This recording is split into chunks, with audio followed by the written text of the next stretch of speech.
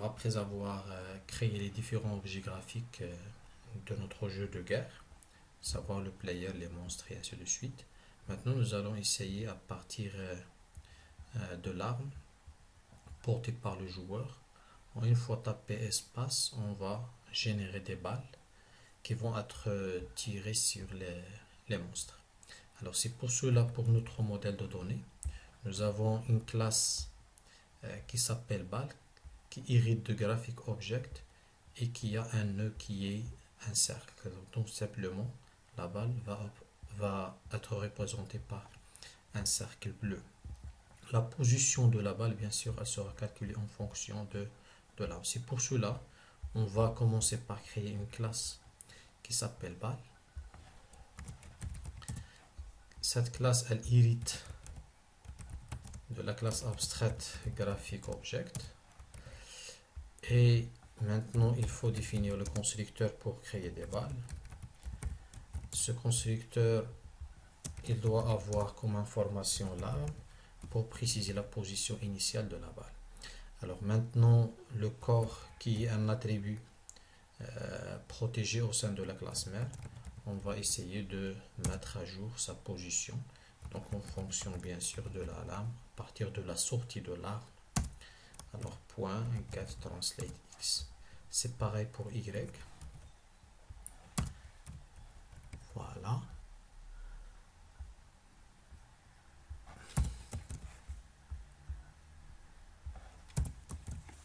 Mais avant ça, il faut préciser bien sûr la valeur de la balle égale new circle qui est un cercle.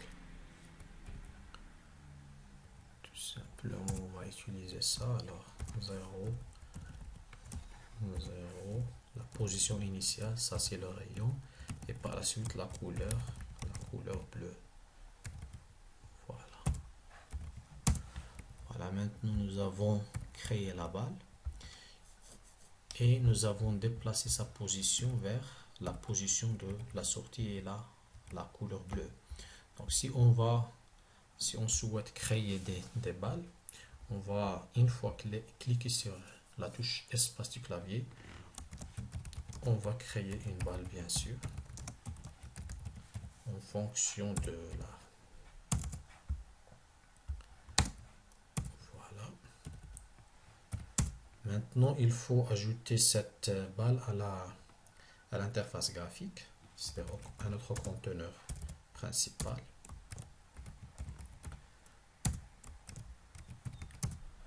Voilà. Il faut préciser aussi que nous avons une collection de balles. C'est pour cela qu'il faut créer un attribut de type collection, de type liste. Pareil que monstre, donc il faut avoir ici une balle, un ensemble de balles. Et là on va, parce que add, on ne peut pas ajouter un arme, mais on peut, non c'est la balle ici, et ajouter son corps. Voilà. Donc maintenant une fois, si on souhaite exécuter l'application, on va constater une fois tapé espace, on a créé la balle, mais maintenant qu'est-ce qu'il reste? Il faut la déplacer. Pour la déplacer, bien sûr, il faut calculer sa position. C'est pour cela on aura besoin d'un point qui va définir la direction. Donc ce point, il est calculé en fonction de l'angle de rotation. C'est pour cela on va commencer tout d'abord par créer le point. Donc c'est un attribut de type point à deux dimensions qui va représenter la direction égale new point de D qu'on va initialiser par initialement à 0, 0. Alors ce point là il sera mis à jour à l'aide d'une méthode update direction. Cette méthode elle est privée de type void, donc qui reçoit en paramètre un double qui indique qui s'appelle rotation pour l'angle de rotation. Donc ici, on va calculer un nouveau point, par exemple point 2D, en fonction de la rotation effectuée. Alors point 2DP et ses coordonnées égales, par exemple l'abscisse égale à mat.cos, bien sûr, et ici mat.toradians rotation. Alors cette méthode, elle va nous permettre de préciser x, pareil pour y, mais au lieu de cos, on va utiliser sinus. Voilà, c'est pour y. Et maintenant, nous allons créer notre point qui va avoir x et y. Et ensuite, on va mettre affecter P à direction. Donc, on va maintenant notre direction, elle est mise à jour. Et à chaque fois, une fois créé l'arme, parce que l'arme, il peut avoir pendant l'exécution, il peut avoir plusieurs positions. Donc, s'il est déjà initialement à cette position-là, si on tape espace, on doit créer une balle qui va se déplacer dans ce sens-là. Si l'arme est déjà dans une autre direction, par exemple celle-là, alors la position de la balle initiale sera ici et elle va se déplacer dans ce sens. Donc, cet point qu'on vient de créer, elle va nous permettre de préciser la direction de la balle en fonction de la rotation effectuée. Alors ici, on va mettre tout simplement update direction en fonction de la rotation. Cette rotation, elle est récupérée à partir de l'arme parce que on va effectuer une rotation sur l'arme rotate. Alors maintenant, une fois faire ceci, on va faire appel à une méthode, c'est-à-dire à chaque création de l'arme. Bien sûr, on va l'ajouter. Et aussi, il faut créer une collection de balles. Pourquoi? Parce que nous allons tout simplement, une fois, à chaque moment, on va mettre à jour l'interface graphique pour mettre en évidence le déplacement des balles. Alors, on va aller dans Refresh Content. Et il faut ici parcourir la collection des balles pour mettre à jour leur position. Pour mettre à jour leur position. Alors ici, on va créer déjà la collection. Voilà, elle est déjà créée. Et on va maintenant for balle dans la collection des balles. Qu'est-ce qu'on va faire? Tout simplement, on va faire appel à une méthode qui s'appelle update pour mettre à jour la position de la balle. Cette méthode, elle doit être créée au sein de balle. Elle a un accès public void update. Qu'est-ce qu'elle va faire cette méthode-là? Tout simplement, elle va déplacer la balle, c'est-à-dire déplacer son corps. Alors, set translate corps, set translate. Alors, la nouvelle position égale à l'ancienne position, point get translate x, plus une unité récupérée à partir de la direction, pour garder la même direction de déplacement de notre balle. Alors ici, get x. Alors, c'est pareil pour y.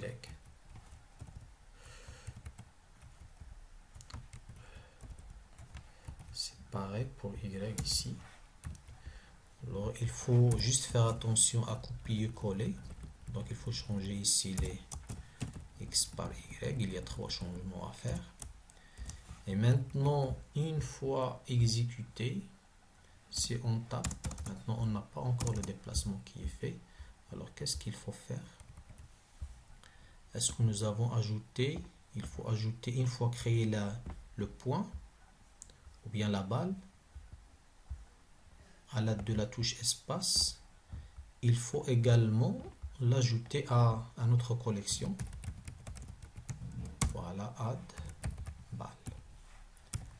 Alors maintenant, si on réexécute, on va constater mais c'est long.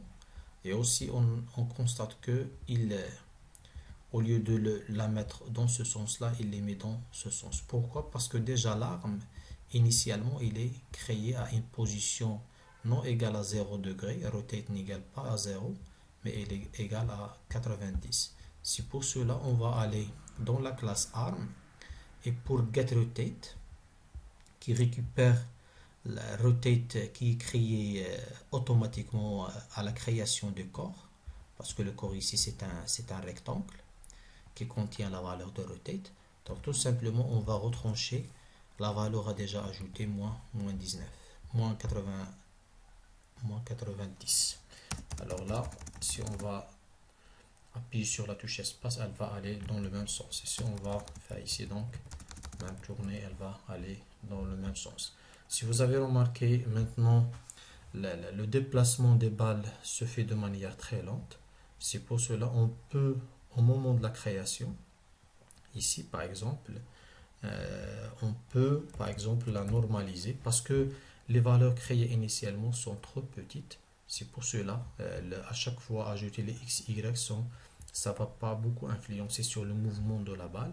C'est pour cela qu'il y a une méthode qui s'appelle normalize et multiply, comme s'il y a un vecteur qu'on va essayer de l'agrandir pour multiplier par ce vecteur-là pour accélérer le déplacement de la balle. Par exemple, on va mettre ici 7 pour accélérer le déplacement de la balle. Maintenant, si on va faire ça, on va avoir assez accéléré. Maintenant, qu'est-ce qu'il reste? Il reste une simple fonction, c'est-à-dire une fois la balle touche un monstre, il doit disparaître de la collection. Alors c'est pour cela on va aller dans la classe graphique object, dans laquelle on va définir une méthode qui retourne boolean. Donc on va l'appeler touche. Donc si un objet graphique, par exemple la balle c'est un objet graphique, si elle touche un autre objet graphique qui est le monstre, alors à ce moment-là, il va disparaître. Tout simplement, on va retourner parce que chaque objet graphique il a des bounds. Donc, core, ici core, point get bounds. Voilà, bounds in parent, point intersects. Les bounds dans notre objet ici, c'est obj, point get core, point get bounds in parent. Donc, si les limites des deux objets se chevauchent, on va retourner true. Sinon, on va retourner false. Alors, à ce moment-là, cette fonction va retourner, c'est-à-dire une valeur true, si l'objet appelant touche l'objet destination, c'est-à-dire si la balle touche l'objet destination. Alors, dans le programme ici, on va aller dans refresh, on va faire un autre traitement. Alors pour l'ensemble des balles,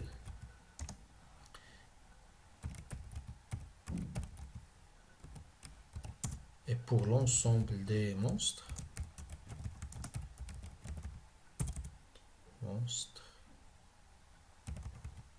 dans monstre, qu'est-ce qu'on va faire? On va ici balle avec S. Qu'est-ce qu'on va faire?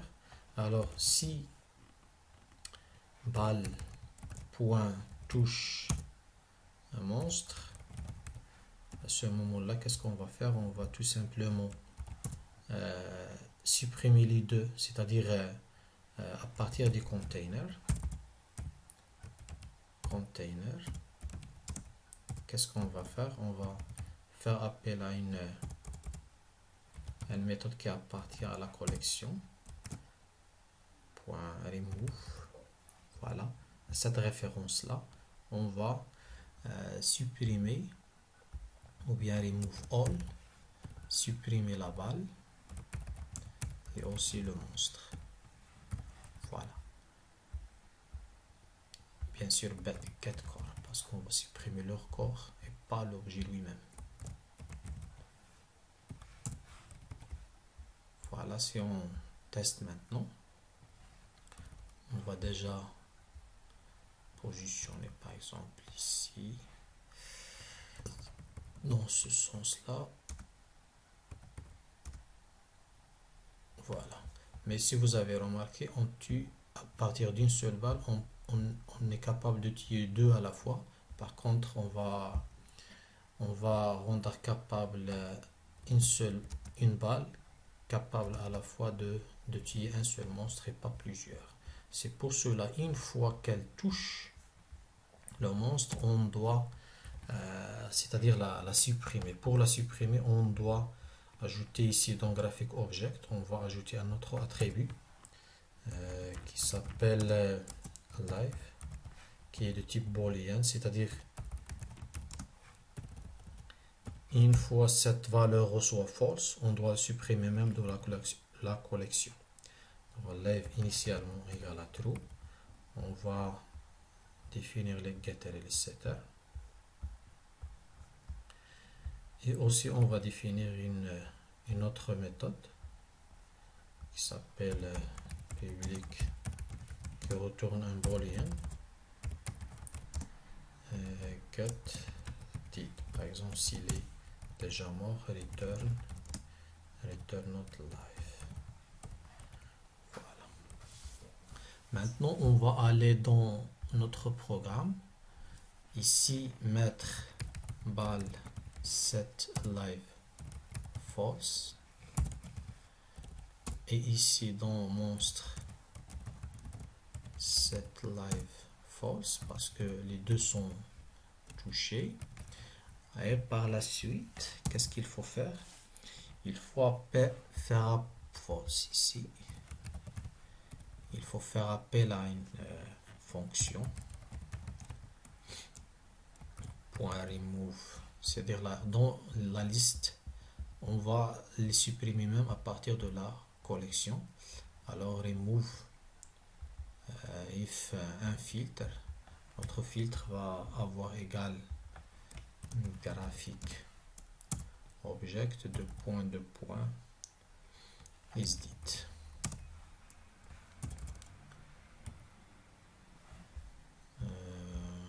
Bien, alors ici on va le isDit. Voilà, isDit. Alors cette fonction, c'est une fonction appartenant à Java 8 pour dire pour chaque objet qui a la valeur dite, il faut le supprimer de la collection liste. C'est pareil pour la collection des balles. Voilà. Maintenant, si on exécute, on va remarquer que à la fois on est capable d'utiliser qu'un seul objet. On va faire le test. Voilà. Alors maintenant, il reste à déplacer le joueur dans l'écran. Alors c'est très simple pour faire ces opérations-là. On a un ensemble de sens de déplacement, à savoir il y a left, right, up et down. Donc ici, qu'est-ce qu'il faut faire? Il faut tout simplement, si j'appuie sur left, c'est-à-dire il faut faire appel à player.getCore .set translate x, récupérer l'ancienne valeur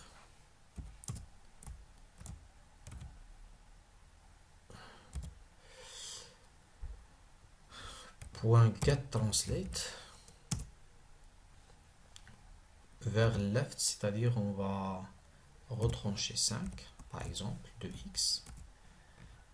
La même chose pour y, pour right on va ajouter 5. Et pour up et down, bien sûr on va faire pareil. Au lieu de changer x, on va changer tout simplement y. Alors si la touche enfoncée c'est up, on va diminuer, bien sûr il faut diminuer y, voilà. Ici égal à down, il faut ajouter, donc down ici.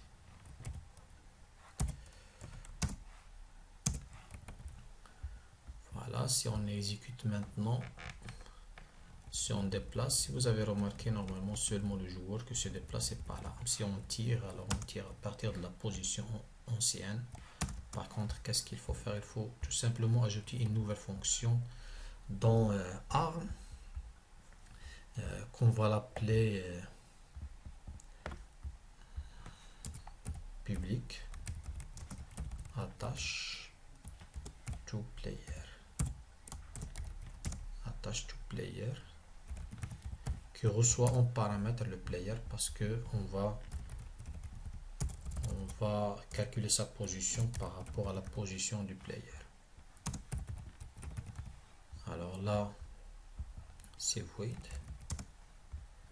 On va donc mettre le corps pour set translate x player.get corps.get translate x, et la même chose pour y.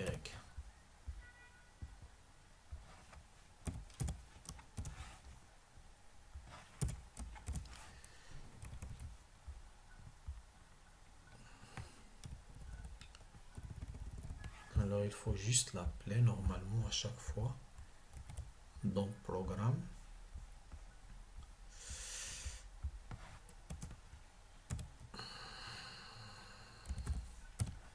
Alors il faut mettre arm.attach to player.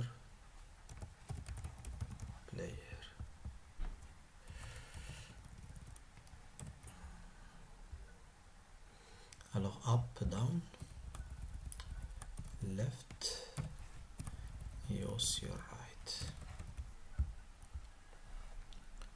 Alors ici, si vous avez remarqué, il faut mettre aussi mettre à jour le centre. Donc il faut aller dans la balle, peut-être direction.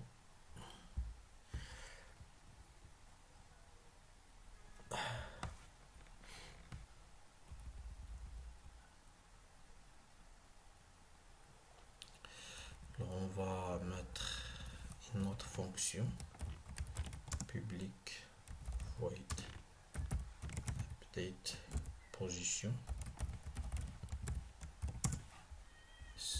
On va la mettre ici.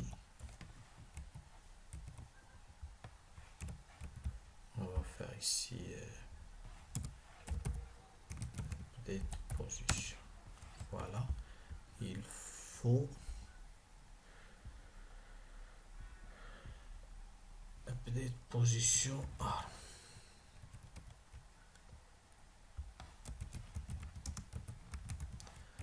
Voilà.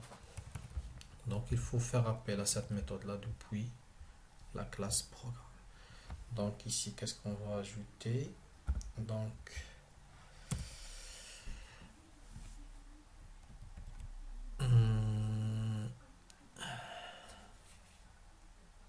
alors voilà, arm.get sortie normalement. Non, c'est pas ça. Il s'agit de la sortie et pas de. Il s'agit tout simplement de la sortie.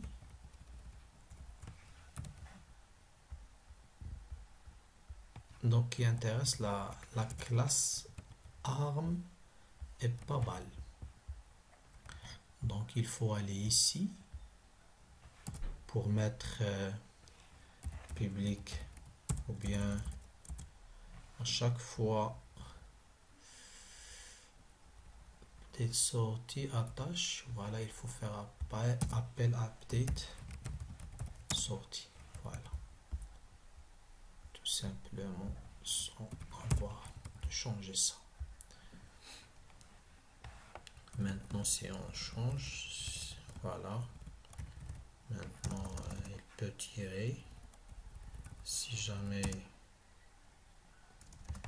touche un monstre, il va le tuer. Donc voilà, notre application, elle fonctionne. On peut se déplacer, jouer et tuer des monstres. Donc voilà. Alors dans la suite, il faut juste améliorer cette application en appliquant un ensemble de choses. Parmi ces choses-là, on va commencer par appliquer un design pattern qui s'appelle singleton. Donc jusqu'à maintenant, si vous allez remarquer, pour chaque monstre, on a la même image qui se crée plusieurs fois. Donc ici, si on va tout simplement imprimer la référence de image, on va constater que à chaque fois, l'objet il est créé. Il est créé plusieurs fois. Donc on va surcharger la mémoire. Donc si vous avez remarqué, il s'agit de différentes références à chaque moment pendant l'exécution. Alors ça, c'est mauvais comme pratique. C'est pour cela on va essayer dans la prochaine démonstration d'appliquer le design pattern singleton pour empêcher la création de plusieurs images. Par contre, on va tout simplement appliquer la même image à l'ensemble des monstres.